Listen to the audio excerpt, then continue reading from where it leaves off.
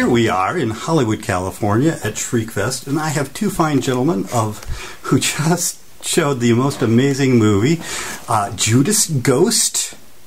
Judas Ghost. Can you tell me a little bit about your backgrounds first? Your names, your backgrounds, where are you from? Okay, I'm Simon Pearce. I'm from a city called Bristol in the UK, and I've been making. Sorry, I'll let you speak first. I'll let you introduce yourself first, and then I'll pick up your answer. This is.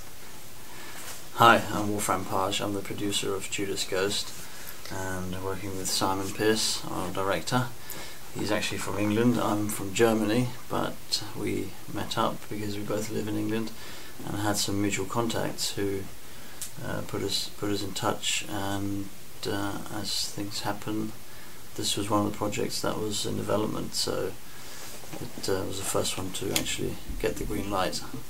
It's personally my background. Both my parents work in the industry. My dad's a cameraman and my mum's a makeup artist. Both of whom worked on film actually. So I always had a natural interest in film from an early age.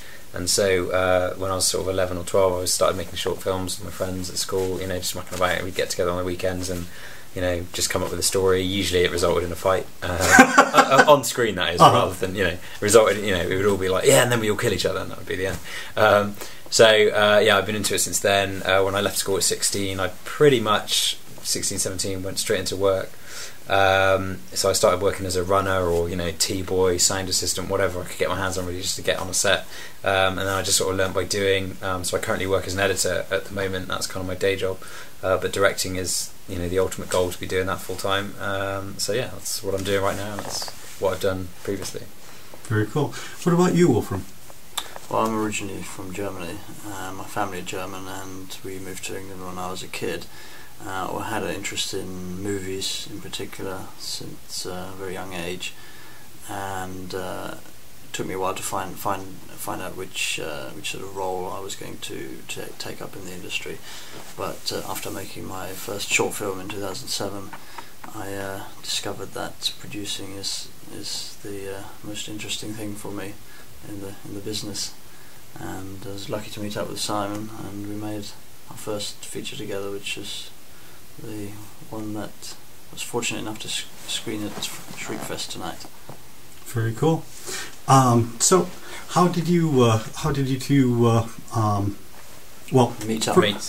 Actually, how did you two get come to doing this particular film? In the question and answer, you mentioned that first of all, who is the author of the? So the film was written by a guy called Simon R. Green. He's a New York Times bestseller. He's probably most well known. He did the Nightside book series, the Deathstalker book series as well.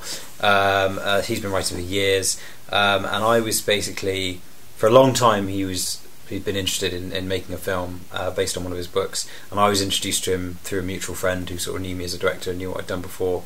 I was introduced to him as someone that could potentially be the director of this project that he was trying to get off the ground, and we hit it off. It was actually a different script that he had written at the time, something called The Crooked Man, which was a sci-fi film, and we really liked it, and that's the piece originally I went to Wolf with, because what happened was I was then introduced to Wolf through a cameraman friend of mine who said, because who knew I was looking for a producer, so he gave me Wolf's name, and again, we got on. Wolf, we both wanted to work on the film, but when we sort of sat down and costed it, we realised realistically this is going to take a lot more money than what we've got. So what we need first is kind of a calling card piece that can hopefully enable us to then go out and get the funding for the bigger film. And so we talked about things like Blair Witch Project, Paranormal Activity, low budget films like that, where it's kind of a small group of people in one place, right? And it's obviously much more achievable on a lower budget. So Simon Green then went away, had a rethink, realised that he could probably do something, or the best material to tap into was his Ghost Finders book series. So there'll be 6 books in total. There's 4 released so far. Spirits from Beyond is the latest one, and so this film is based in that universe, but it's a new group of characters, so you don't have to know the books to watch it, but then there are little things in there that if you have read the books you'll sort of pick up on. He went away and wrote this script about 4 people in one room, and we looked at it and we loved it, so we thought, great, this is the film we're going to make. Very cool. And in that one room it had multiple changes. Yes, it did. We talked about initially, so it's all set in this village hall, and we talked about, okay, do we find a real village hall? Should we find, for our location? And we talked about it, but before we even got to the point of actually going and looking at places, we thought, well, realistically, we end up getting quite a lot of blood thrown about, as you do in horror, without wanting to give too much away. There's parts of the room that appear and disappear, and we thought, well, on a real set that's going to be a nightmare, because those things, we won't actually be able to take them away like you can with a set. We'll have to cover them up or do something. So we thought, I think it's actually going to make a lot more sense to just do it on a set. So we actually built the village hall on a soundstage, and we shot the whole thing in there, which is great because we had total control, and it meant we didn't have to worry about the usual things that plague a film shoot, such as weather and light. So yeah, it just made much more sense doing it that way. Right. Yeah, I thought that was great. When I was watching it, I was going, this couldn't have been done in an actual hall without having lots of expenses. Absolutely, yeah. Tearing out walls and yeah, exactly. And the other thing is, it's where do you house people? Because obviously, by the time the crew and the actors are in the village hall, there's no space left. So where does everybody else go? You need to get trailers outside and all that sort of stuff. And where do the actors go when they're not on set and have makeup done? So again, if we had a studio, we had other spaces, that we could send them. There was a green room upstairs. Also, all the kit was on racks just outside. So had we left anything off the list, we were able to just go, oh, have you got one of those lights? Or have you got this? Have you got that? Yes, we have. We'll just get it off the shelf. So it's made things a lot easier. So where was it filmed? It's filmed in a place called Portishead, which is not far from Bristol. A studio called Vision Studios. It was a company there called iLights, run by a sort of family company, run by Colin Holloway, and they were great. They've supported me on a lot of short films and other things that I've done. And so I always knew I would, at the very least, be getting my grip equipment from them, because I wanted to sort of repay them for the unpaid stuff they've done for me in the past. And they've got this great studio, we thought actually let's do the film there. Right. And so it just about fit. It just about fit the set. There was a little bit of space around the sort of outside walls where you could put lights in and stuff. It was a bit of a squeeze, but yeah, we just about got it in there. Very cool.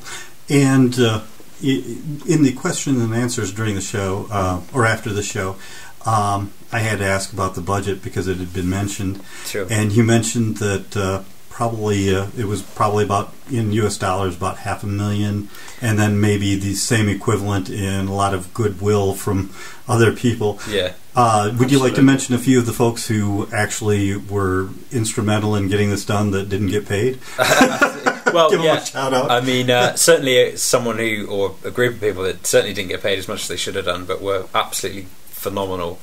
Were Pearce Camera Company in London, who did all of our visual effects work, because that is the thing about the script, is that even though you go, oh great, 4 people in one room, you'd started going through it and you're like, visual effect, oh yeah, visual effect, so beautiful visual effects. And I think obviously had those visual effects not quite stood up to it, then the film would have just fallen flat, because there's so many visual effects set pieces in there. And that was down to Wolf actually. Spoke to Pearce on our behalf, and they agreed to do the film, as I said, for much less than they should have done, but they were very supportive. 2 people, Rosanna Munir and John Swinnerton, were our effects supervisors on set the whole time, and they were really great, because I'd done sort of limited green screen work before, but I'd never done anything on that scale from a visual effects point of view before.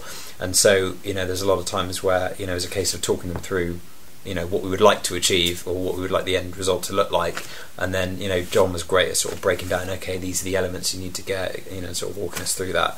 So they were fantastic, and Ken Houston as well, who runs Peerless, of course. We really couldn't have done it without these guys. They were amazing.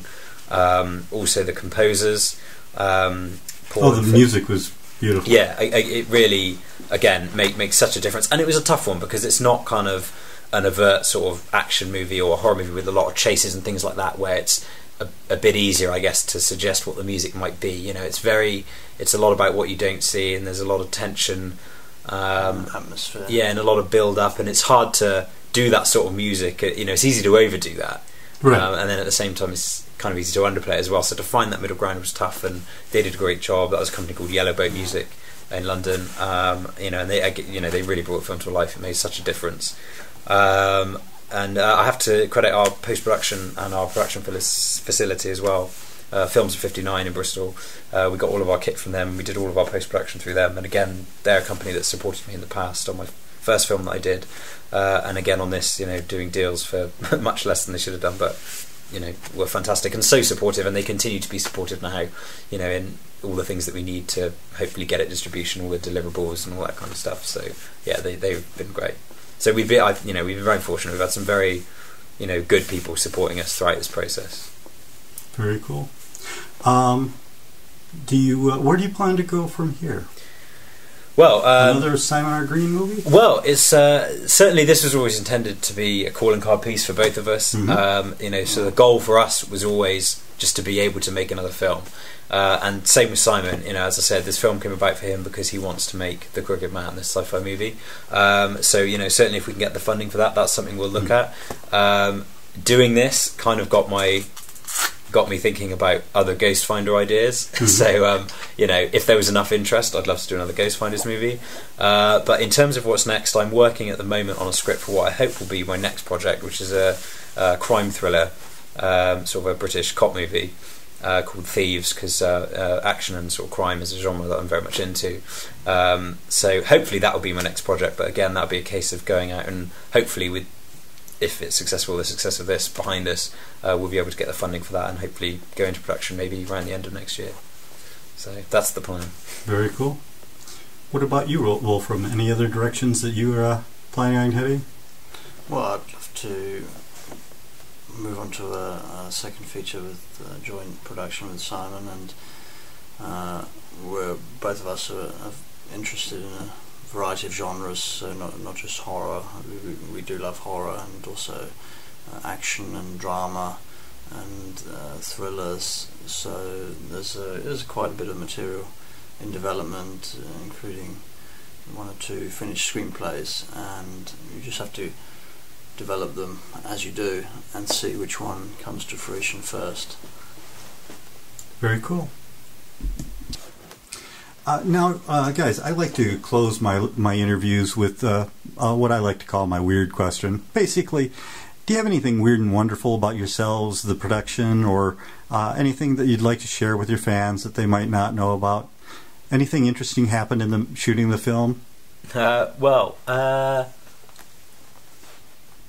I think, one interesting thing for me about working on the film was the fact that, as I said, both my parents were involved in the shooting of it. My dad was the DP and my mum did the makeup, and I think growing up with a makeup artist for mum was a lot of fun because she would bring home sort of fake blood, and I remember once she brought back like a prosthetic tongue and half a face and stuff like that from Casualty, which is a hospital drama in the UK that she worked on. So she would bring back a lot of props from that, and so that would all, that's half the reason our short films would always end with us getting in a fight, to be like, yeah, and then we chuck the blood around and all that sort of stuff.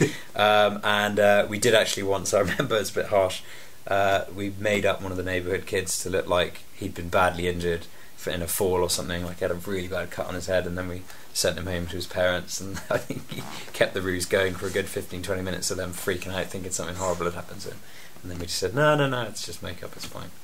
So yeah, that was good. That's always been good fun, having access to that sort of stuff.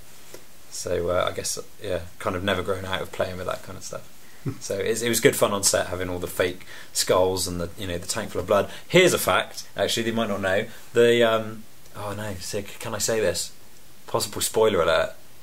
Wolf makes a little cameo, I'll tell you, and then you can decide whether or not to include it. It's a potential spoiler.